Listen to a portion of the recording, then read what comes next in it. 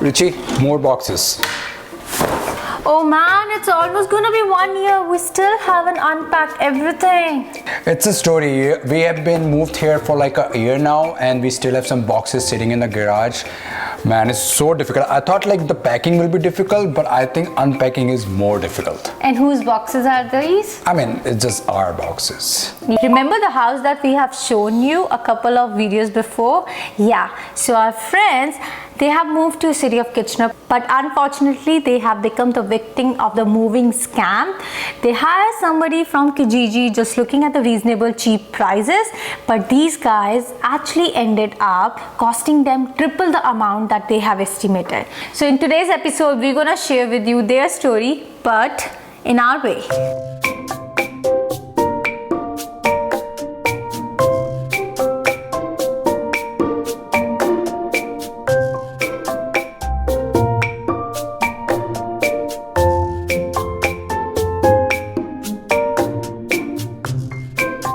When we were in the process of buying the house, we were so much stressed about, everything goes well, the closing goes well, the bank documents, mortgage goes well. Nobody tried to anticipate the cost of moving, and nobody tried to anticipate what is the problems in the moving until the day of moving. Yeah. So like every other person, we also did the same process. Yeah.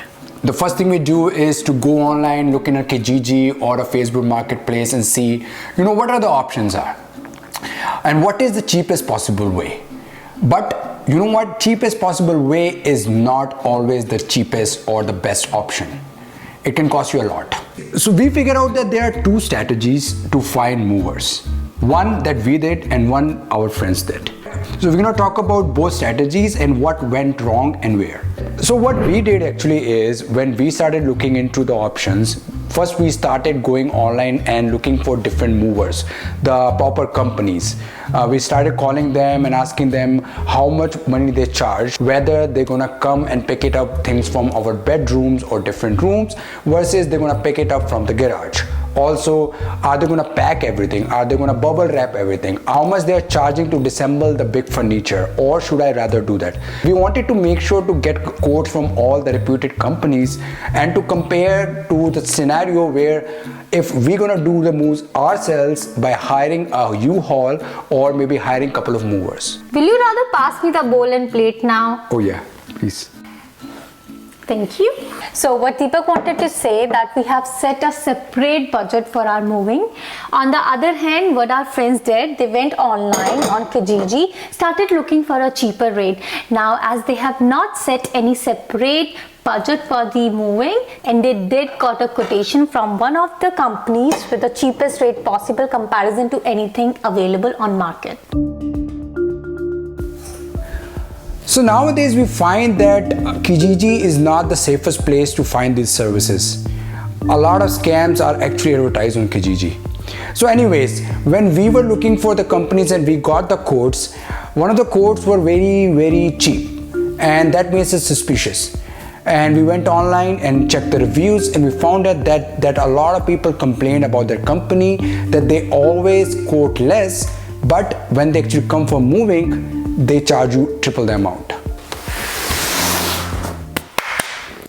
So just like anybody else, right? The closing is too hectic, too overwhelming. So was with our friends. They were so occupied thinking about the documents they may require, how to arrange the funding, what they have to shop for the new place, that they completely lost track of going online and reading the reviews of the movers that they might be hiring. A pro tip here, guys, go online. If you find the potential mover that you are thinking of hiring, go and read about them. There are numerous forums where people have expressed their positive or negative experience with the movers. I'm sure this will lead to an easier decision on your behalf. Either way, don't choose the ignorance. But there is another problem. These companies keep changing their names on Kijiji. So every time they see the people start complaining about it, they post a new name. So this video is in the continuation of the other videos we're making related to the scams in Canada. They are property related scams, home buying related, mortgage related, newcomers related. But the point is to bring out the awareness. So don't forget to subscribe to our channel. We also try to bring in the real people who are the victims of these scams so that it can help you guys. And you can't watch these videos if you won't subscribe to our channel. And most important, you need to press the notification. We have seen that there are videos released, but a lot of people doesn't get notified because they haven't pressed the notification. So do that too. Thank you. And it's absolutely free. In past, we have done the shifting ourselves by hiring the U-Haul, and definitely it was way cheaper for us. But this time, because we have a bigger furniture and we had Arsha who constantly needed me that time, so we prefer to hire a third company to help us with the moving. You guys make me speak a lot. 2 days before moving, we called the guy and asked them, hey, everything's good, right? Your truck's good, everything is on plan, no problems. And then he said, yes, that's fine. On top of that, we asked the guy to come to our place and have a look at all the things that he has to move. We don't want any surprises in the end. If the guy is gonna say, you know what, there's a lot of stuff, I can't do that in a price. It's always a good idea. We had all prepared. Our boxes are all packed, sitting in a garage, properly labeled. Richie is master in that. She's gonna make a proper video on, you know, how we labeled all the things so that we can move it smoothly from one place to another. Now with our friends, they had no coordination with movers until the day of the moving. Everything seems to be pretty good and in place, and they were happy because they got a reasonable price. But on the day of moving, they got a call from this guy who said their truck is stopped and there will be a delay. Now they have to be out of the apartment by 4 o'clock. They called the guy back asking what's the status, and this guy confirmed that with the moving, this is a normal procedure. Now the movers who were supposed to show up at 11 o'clock in the morning, they actually did show up at 4 o'clock in the afternoon. We were ready from the starting that we won't be giving any deposit to these movers. And that's why we asked the guy to come in and assess all the luggage so that he will know what he's expecting to move. The only reason they keep on delaying is so that you don't have any other option to look for alternative or to hire your own truck. The best way to get out of this is prevention. Yes, keep your backup, have your conversation with any other movers as well. So if in case you get any such call about the delay in the process, you know you have your backup even though you may be paying a little bit extra. So for our friends, the movers showed up finally. And they came and they looked at all the things that they had to move. And the first thing they did is they asked my friend for an initial deposit before even starting a move.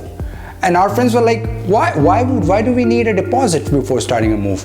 Nothing like this is ever mentioned to our friends, and nor any of this thing was on the ad. I would say at least these movers showed up. We have heard so many stories where movers ask for the payment in advance and people do make that, and that's that. Nobody ever showed up on your doorstep on the moving day.